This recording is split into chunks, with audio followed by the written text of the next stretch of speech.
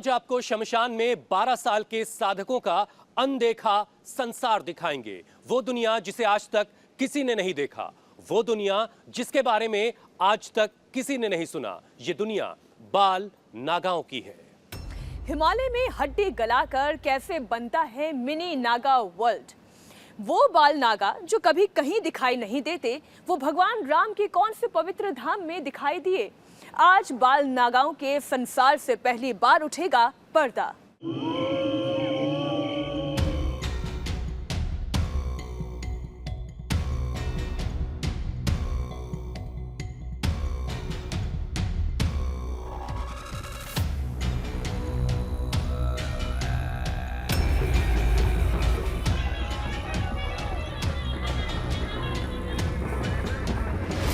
कौन सी मायावी दुनिया है ये?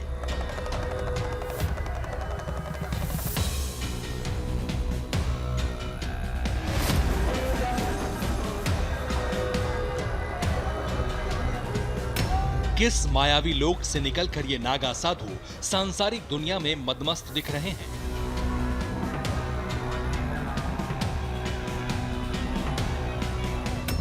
आपने नागा साधुओं को देखा है, आपने लंबी जटाओं और हांड कपा देने वाली भीषण सर्दी में भी बिना कपड़ों के रहने वाले नागा साधुओं के बारे में सुना है। आपने पूरे जिस्म पर भस्म और भभूत पोतकर प्रचंड गर्मी में भी धुनी रमाने वाले नागा साधुओं की रहस्यमयी कहानियां सुनी हैं।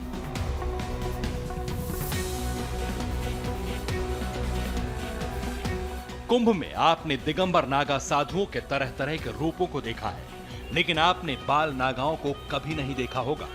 आज आपको पहली बार बाल नागाओं की अनजानी दुनिया देखने को मिलेगी।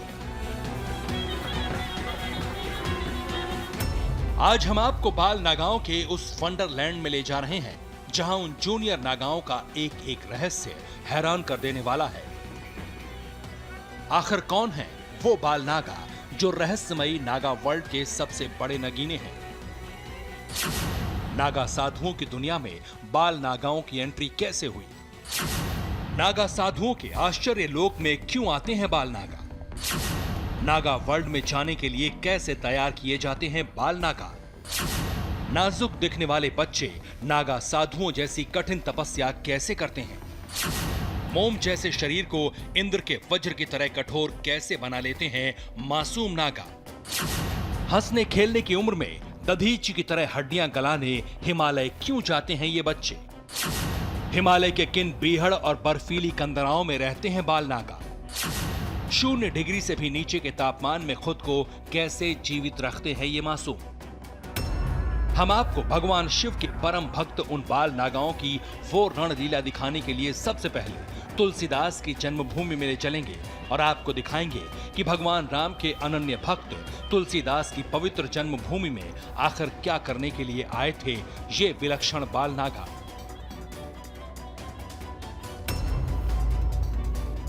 हम आपको यह भी बताएंगे कि प्रयाग में कुंभ के शाही स्नान से पहले नागा साधुओं की फौज ने बाल नागाओं के साथ कहां पर अपना शाही जुलूस निकाला और उस दौरान हठ योग के कैसे कैसे हैरत अंगेज करतब दिखाकर सांसारिक लोक को भौचक्का कर दिया। शस्त्र और शास्त्र के उस अद्भुत संगम को देखकर कैसे हर किसी की आंखें आश्चर्य से फटी रह गईं। इसे देखने के लिए हम आपको ले चलते हैं विलक्षण बाल नागाओं की उस विहंगम दुनिया में।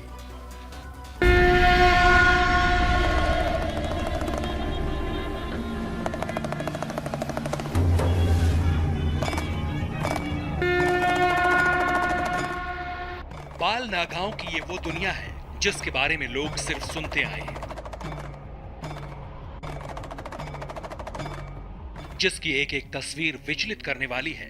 बाल नागाओं का ये वो संसार है जिसका दृश्य हमारी आंखों ने शायद कभी नहीं देखा। दुनिया के सामने ये बाल नागा खुले तौर पर कभी नहीं देखे जाते।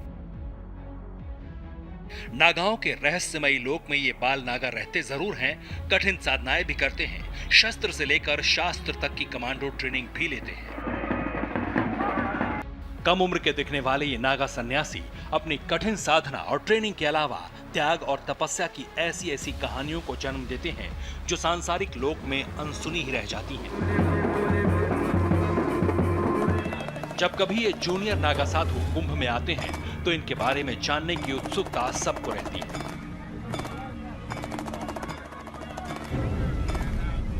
प्रयाग में कुंभ अभी शुरू नहीं हुआ।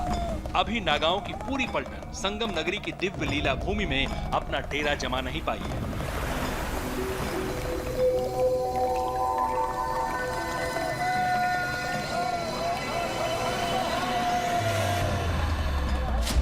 नागा साधुओं के अखाड़े धीरे धीरे प्रयाग में अपना खेमा जमाना शुरू कर रहे हैं। नागा साधुओं के साथ कुंभ में आपको बाल नागाओं की सेना भी दिखेगी।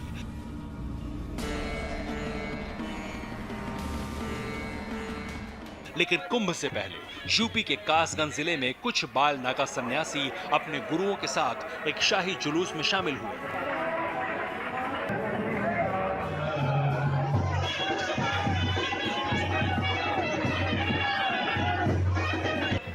तीर्थ नगरी और तुलसीदास की जन्मभूमि माने जाने वाले सोरों में नागा साधुओं ने जब अपनी शाही सवारी निकाली और तरह तरह के हैरत अंगेज करतब दिखाए तो लोग दंग रह गए।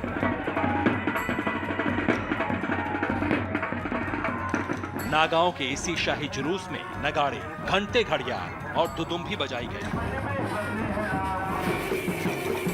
नागा साधुओं ने हाथ में त्रिशूल, तलवार और फरसा ले रखा था। युवा नागाओं ने इन्हीं शस्त्रों से हैरान कर देने वाला युद्ध कौशल दिखाया। देश भर से आए नागा साधुओं की इस शोभा यात्रा में कुछ बाल नागा सन्यासी आकर्षण का सबसे बड़ा केंद्र बने हुए थे। कम उम्र के इन नागा साधुओं के गले में फूलों की माला थी। नागाओं की इस शाही यात्रा में करीब 10 बाल नागा साधु मौजूद थे।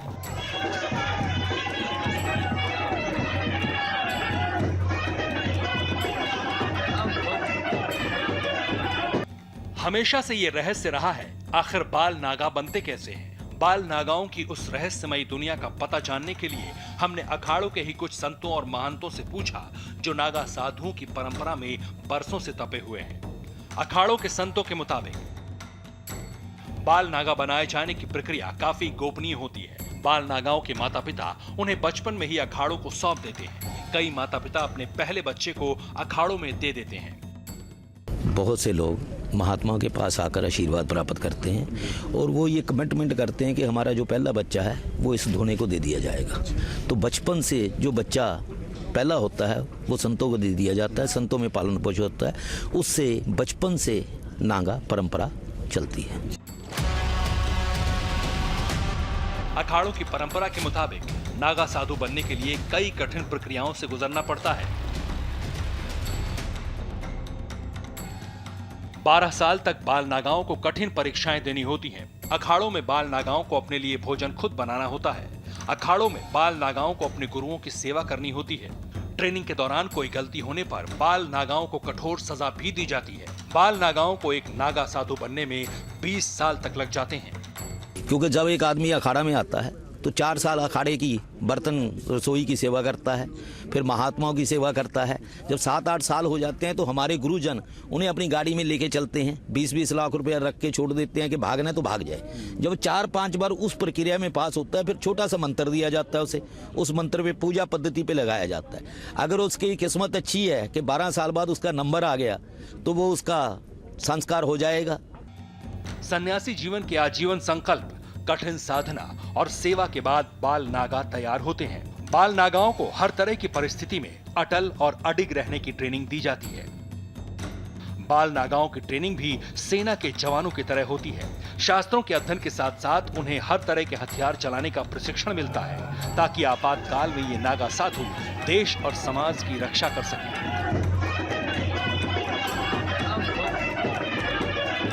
संत बनना आसान है, सन्यासी बनना बड़ा मुश्किल है। क्योंकि जब आदमी सन्यासी बनता है तो उसका मुंडन संस्कार के साथ पहले वो अपने बुजुर्गों के पिंडदान करता है, फिर स्वयं के पिंडदान करता है, तो वो मरा होता है। क्योंकि सन्यासी इसीलिए देश का भला कर सकता है क्योंकि उसका अपना कोई वंश नहीं होता। आप जितने संसार के बच्चे हैं वो सन्यासी के बच्चे हैं। नागा साधुओं की रहस्यमयी दुनिया के बारे में जब हमने पड़ताल शुरू की तो हमें एक और अनोखी जानकारी ये भी मिली कि हर नागा साधु को नागा नहीं कहते। नागा साधुओं की 3 श्रेणियां हैं। पहला नागा, दूसरा तंतोड़ा और तीसरा निर्वाण। बाला नाग साधु इन तीनों में से किसी एक श्रेणी में दीक्षा ले सकते हैं।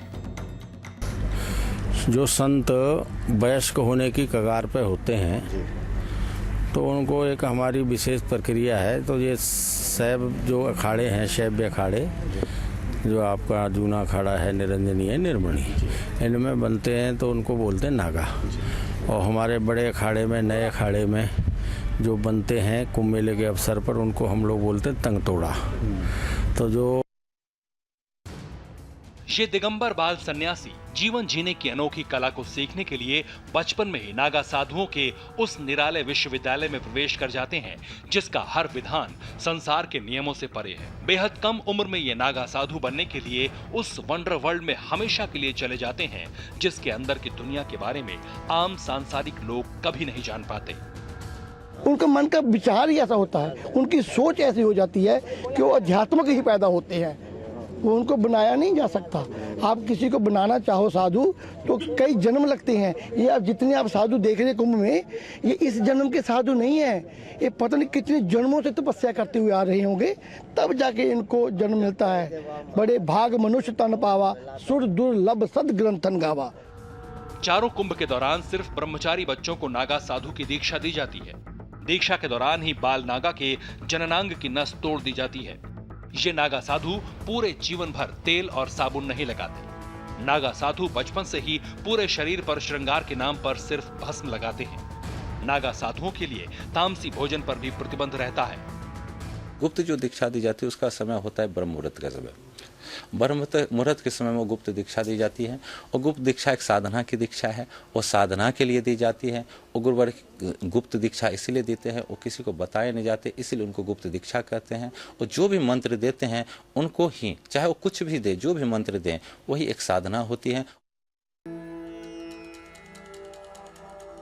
भभूत ही नागा साधुओं का वस्त्र होता है। कहते हैं कि नागाओं के भभूत में ऐसी ताकत होती है जो न सिर्फ आपदाओं से बचाती है बल्कि कंदराओं में साधना के दौरान मच्छर या जहरीले सांपों तक से उनकी हिफाजत करती है।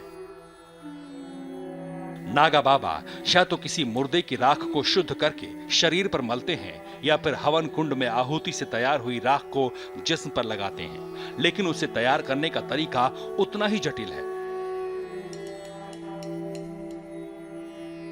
नागा साधु हवन कुंड में पीपल, पाकड़, रसाला, बेलपत्र, केला और गाय के गोबर से भस्म तैयार करते हैं। भस्म की हुई सामग्री की राख को कपड़े से छानकर कच्चे दूध में इसके लड्डू बनाए जाते हैं। इसे 7 बार अग्नि में तपाकर फिर से कच्चे दूध से बुझाया जाता है।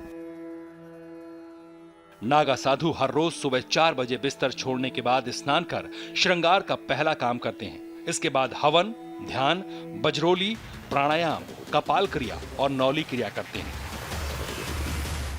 पूरे दिन में एक बार शाम को भोजन करने के बाद नागा साधु आराम करने के लिए बिस्तर पर चले जाते हैं।